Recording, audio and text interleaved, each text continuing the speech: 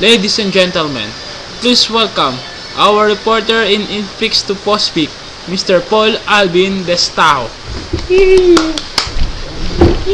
Hi guys! Okay, I will describe you infix to postfix. In infix is operand, operator, operand. When you convert into postfix, it will become operand, operand, operator. And this is the infix to postfix example. A divide B times open parenthesis C plus D close parenthesis times E. On infix to postfix, in this example, your first priority is the variable inside the parenthesis. And then it will become CD plus. Then we follow the law of M dash.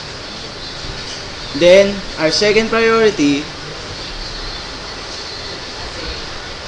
is the division operator.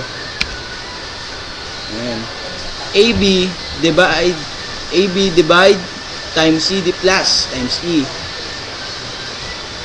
Then the next is the multiplication. AB divide CD plus times E. And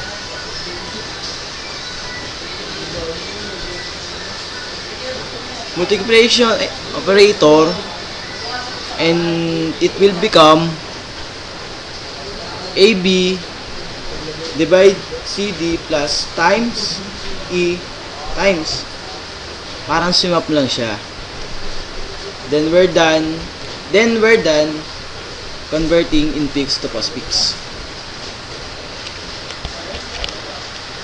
And this is my code in infix to postfix.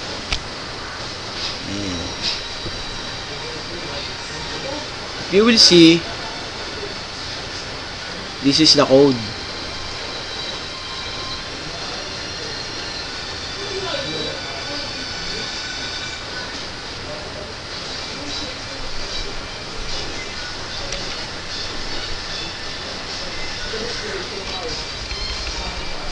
That's all. Thank you. I love you. Goodbye, mama. Chup chup.